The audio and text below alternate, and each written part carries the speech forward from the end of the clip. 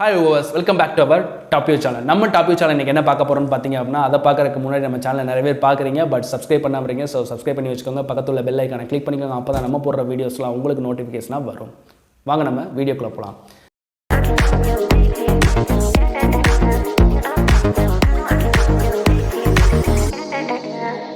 இன்னைக்கு நம்ம top channel என்ன பார்க்க போறோம்னு பாத்தீங்க அப்படினா சித்தார்த் விஸ்வநாதன் இயக்கத்தில் வெளியான சொர்க்கவாசல் அப்படிங்கிற படத்தை பார்த்தோம்னா சொர்க்கவாசலோட கதை என்னன்னு கேட்டிங்க அப்படினா ஸ்டார்டிங்ல ஒரு கொலை நடக்குது. கொலைக்கு சம்பந்தம் இல்லாத நம்ம ஹீரோ என்ன பண்ணிடுறாங்க அப்படின்னா போலீஸ் அரெஸ்ட் பண்ணிடுறாங்க. அரெஸ்ட் பண்ணி ஜெயிலையும் போட்டுறாங்க. ஸோ ஜெயிலில் அவர் யார் உண்மையான குற்றவாளி, ஜெயிலில் இருந்துக்கிட்டு யார் உண்மையான குற்றவாளி அப்படிங்கிறத கண்டுபிடிச்சிக்கணும், இல்லை போலீஸாவது யார் உண்மையான குற்றவாளி அப்படிங்கிறத கண்டுபிடிச்சிக்கணும். பட் ரெண்டுமே கிடையாது. இந்த படத்தை வேறு ஒரு சேனலில் என்ன பண்ணியிருக்காங்க அப்படின்னா கொண்டு போயிருக்காங்க. நல்ல ஒரு மெசேஜை என்ன பண்ணியிருக்காங்க அப்படின்னா டெலிவர் பண்ணியிருக்காங்கன்னு தான் சொல்லணும். என்ன அப்படின்னா ஒன்ஸ் நீங்கள் ஜெயிலுக்குள்ளே போயிட்டீங்க அப்படின்னா அந்த ஜெயில் சூழ்நிலை உங்களோட வாழ்க்கையை எப்படியெல்லாம் புரட்டி போடுது, உங்கள் வாழ்க்கையை எப்படியெல்லாம் மாற்றுது அப்படிங்கிறத என்ன பண்ணியிருக்காங்க அப்படின்னா காட்டியிருக்காங்க. இந்த படத்துடைய முக்கியமான ப்ளஸ் பாயிண்ட் என்னென்னு பார்த்தீங்க அப்படின்னா இந்த படத்தில் நடிச்சிருக்கக்கூடிய எல்லா கேரக்டர்ஸுமே என்ன பண்ணியிருக்காங்க அப்படின்னா ரொம்ப அருமையாக நடிச்சிருக்காங்க. ஏன்னா அந்த கேரக்டர்ஸ் கொஞ்சம் நமக்கு தொய்வலாக இருந்துச்சு அப்படின்னா படம் மொத்தமாக என்ன ஆயிரும் அப்படின்னா சொதப்பியிருக்கும். பட் இவங்க எல்லாருமே கரெக்டான லீடிங்கில் என்ன பண்ணியிருக்காங்க அப்படின்னா கொண்டு போயிருக்காங்க. ஆர்ஜே பாலாஜியாக இருந்தாலும் சரி, ஹீரோயினியாக இருந்தாலும் சரி, ஹீரோயின்லாம் பார்த்தீங்க அப்படின்னா ஒரு சில சீன்ஸ் தான் வராங்க. பட் பெர்ஃபார்மன்ஸ் ரீதியாக அவங்களுமே என்ன பண்ணிடுறாங்க அப்படின்னா நல்லா நடிச்சிருக்காங்கன்னு தான் சொல்லணும். நட்ராஜ்லாம் பார்த்தீங்க அப்படின்னா இன்வெஸ்டிகேஷன் ஆஃபீஸராக என்ன பண்ணுறாரு உள்ளே வராரு. ஸோ அவர் தான் என்ன பண்ணுறாரு அப்படின்னா ஜெயிலில் என்ன நடந்துச்சு அப்படிங்கிறத ஸ்டோரியை என்ன பண்ணுறாரு ரிவீல் பண்ண ஆரம்பிக்கிறாரு. ஸோ ஒவ்வொருத்தராக கூப்பிட்டு இன்வெஸ்டிகேஷன் பண்ணும்போது அவங்களுடைய மனப்பான்மையில் இந்த ஜெயிலோடைய லைஃப் எப்படி இருந்துச்சு அப்படிங்கிறத என்ன பண்ணுறாங்க கொண்டு வராங்க. ஸோ அதே மாதிரி கருணாஸ் நல்ல ஒரு கேரக்டரை சூஸ் பண்ணி நடிச்சிருக்காங்க.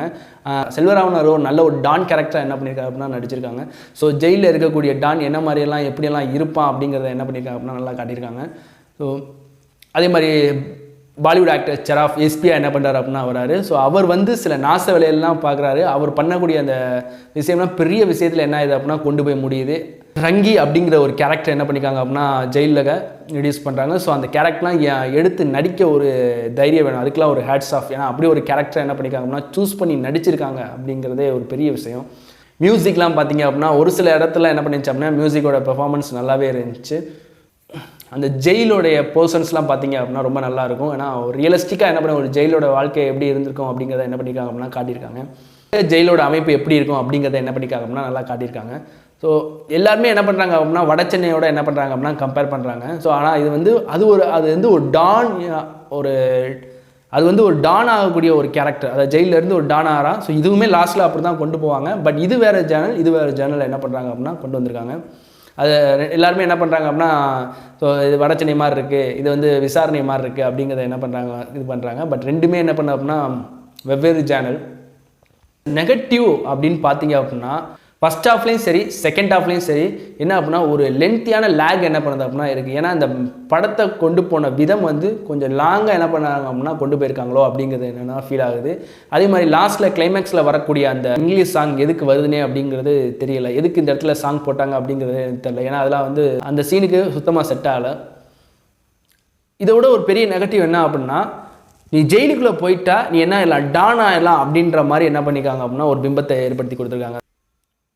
முதல்ல இந்த படம் எப்படி இருந்துச்சு பார்த்தீங்க அப்படின்னா ஃபேமிலியாக பார்க்கக்கூடிய ஓரளவு டீசெண்டான ஒரு படமாக தான் என்ன பண்ணுறது அப்படின்னா இருக்கலாம். தாராளமாக ஒரு 3 மணி நேரம் நம்ம ஒரு ஃப்ரீ மைண்டாக நம்ம படம் பார்க்கணும் அப்படின்னா தாராளமாக பார்க்கலாம்.